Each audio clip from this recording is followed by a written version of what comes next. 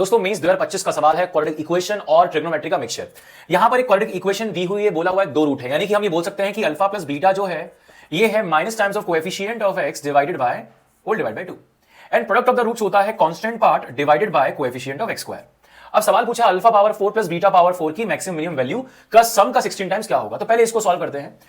तो यहां पर अल्फा पावर 4 प्लस बीटा पावर 4, देखो ये परफेक्ट स्क्वायर कैटेगरी में जा रहा है, तो इसको लिखूंगा मैं अल्फा स्क्वायर का स्क्वायर प्लस बीटा स्क्वायर का स्क्वायर। अगर परफेक्ट स्क्वायर बनाना चाहते हो तो इसमें 2 alpha square beta square add करोगे और ऐड किया है तो बैलेंस करने के लिए सब्सट्रैक्ट भी करोगे।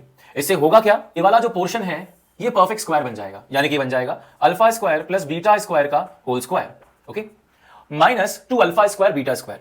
यहां से आप देखिए अल्फा स्क्वायर और बीटा स्क्वायर की वैल्यू कितनी आ जाएगी, इसका स्क्वायर यानी कि 1/4। तो यहां पर लिखूंगा 2 × 1/4।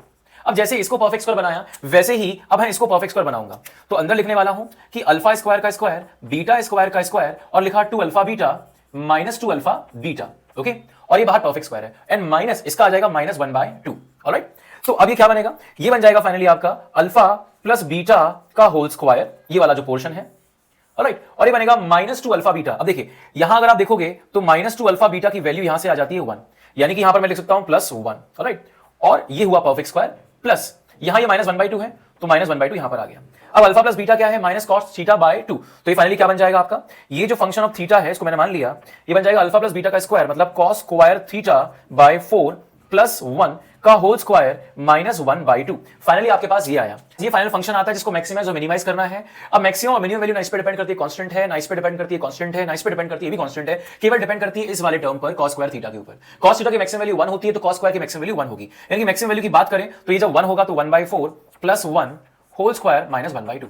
सॉल्व करोगे तो कितना आएगा, 4 × 1 4, 4 + 1 5, 5/4 का स्क्वायर 25/16 और ये हो जाएगा माइनस 1/2। ठीक है, इसको एज इट इज रहना चाहो तो रह सकते हो। अगर हम बात करें मिनिमम वैल्यू की तो cos थीटा की वैसे तो मिनिमम वैल्यू -1 है, लेकिन स्क्वायर करने पर फिर से 1 बन जाती है, यानी कि इसकी जो मिनिमम वैल्यू, ये स्क्वायर है ना, तो किसी भी स्क्वायर फंक्शन की मिनिमम वैल्यू 0 होती है, तो ये हो जाएगा 0 पॉसिबल है, तो 0/4 प्लस 1 का होल स्क्वायर माइनस 1/2, ये आ जाएगा आपका माइनस 1/2। ऑलराइट, सॉरी ये आ जाएगा 1/2, 1 माइनस 1/2 इज 1/2।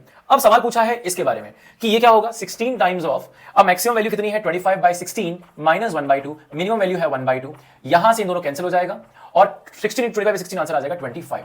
तो ये बहुत ही सिंपल सवाल था ट्रिग्नोमेट्री और क्वाड्रेटिक बेस पर। वीडियो अच्छा लगा हो तो चैनल को लाइक शेयर सब्सक्राइब करना मत भूलना, और इन शॉर्ट वीडियोस के अलावा भी आप चेक कर सकते हो लॉन्ग फॉर्म वीडियोस जिसमें मैंने कॉन्सेप्ट्स डिस्कस भी किए हैं और कुछ अलग अलग बुक से क्वेश्चंस भी लगाए हैं। मिलते हैं वीडियो के अंदर।